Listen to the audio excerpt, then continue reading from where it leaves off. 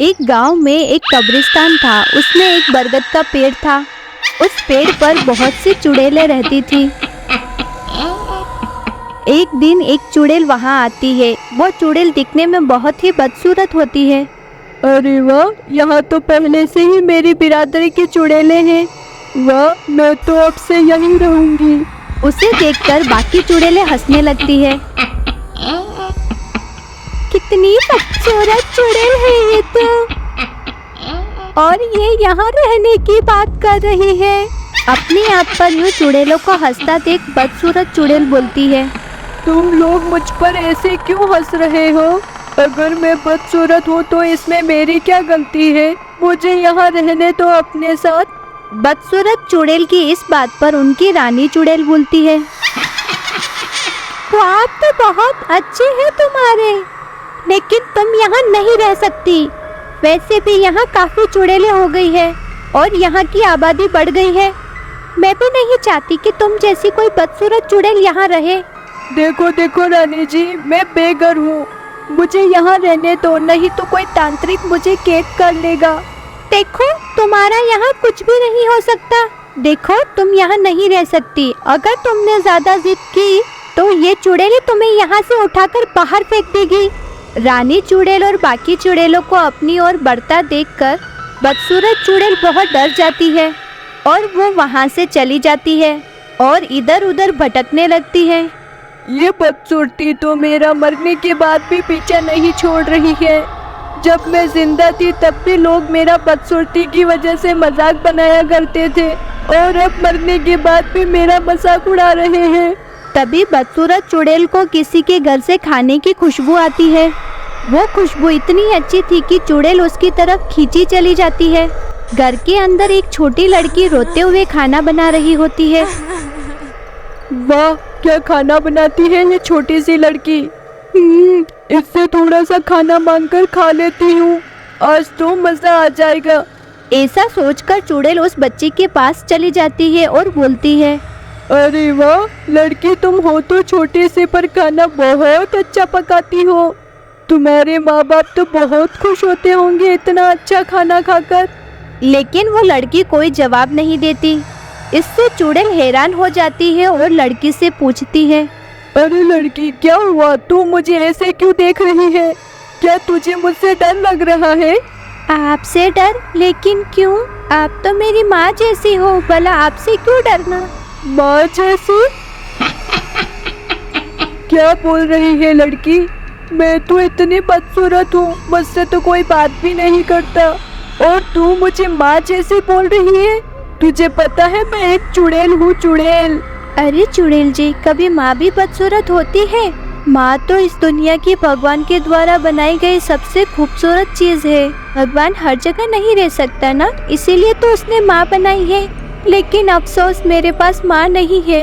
वो दोनों ऐसे बात कर ही रहे होते हैं कि तभी एक औरत अंदर आती है और गुस्से में बोलती है, अरे ओ महारानी, सपनों में ही खोई रहोगी या खाना भी बनाओगी आज? एकदम निकम्मी है ये लड़की, जरूर अपनी मनुष्य माँ पर गई है। ऐसा कहकर वो औरत गुस्से में बड़बड़ाती हुई वहाँ से चली जाती है। चुड़ैल लड़की से बोलती है, अरे ये कौन है? बड़ी बदतमीज है ये औरत, इसे बच्चों से बात करने की तमीज नहीं है।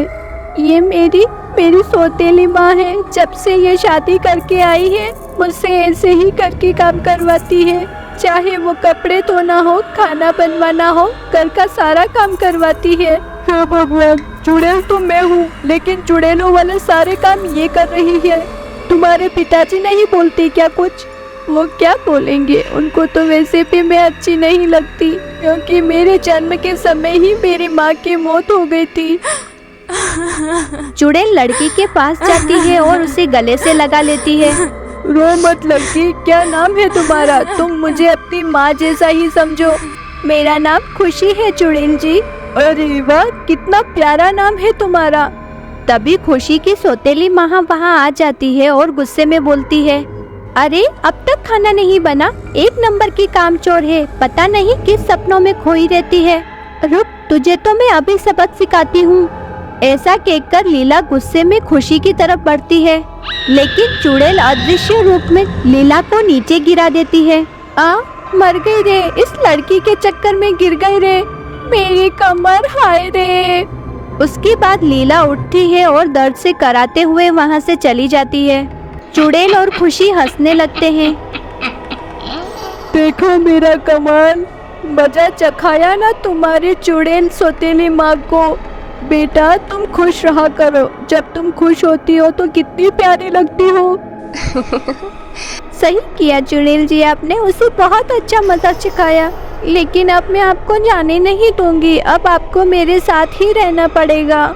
खुशी की जिद के आगे चुड़ैल की एक नहीं चलती और वो खुशी के साथ रहने को तैयार हो जाती है।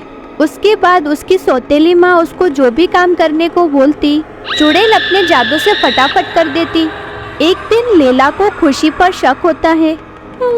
आजकल ये कलमोही कुछ ज्यादा ही चहक रही है और सारे काम भी हंसते हंसते कर देती है। कुछ तो गड़बड़ है लैला, कुछ तो गड़बड़ है, मुझे इस पर नजर रखनी होगी। उसके बाद लैला खुशी पर नजर रखना चालू कर देती है। एक रात खुशी और चुड़ैल कमरे में बातें कर रहे होते हैं। लैला चुपके से अंदर झांकती है। हे भगवान, ये तो चुड़ैल है, मर गई रे। लेकिन ये नास पिटू इससे हंस हंस के क्यों बातें कर रही है? ये लड़की तो सच में मनुष्य है, इसने तो घर में चुड़ैल ही बुला ली। अगले दिन लैला चुपके से एक तांत्रिक के पास जाती है और उसे रात की घटना के बारे में सब बताती है। वो तांत्रिक बहुत ही धूर्त होता है और लैला की बात सुनकर हंसने लगता है।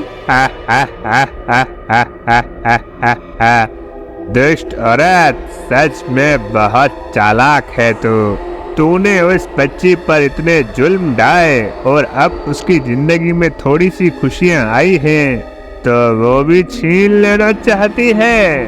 देखो बाबा, मैं तुम्हारे प्रवचन सुनने नहीं आई हूँ। अगर तुम्हें मेरी मदद करनी है तो करो, नहीं तो बहुत सारे बाबा हैं मेरे पास।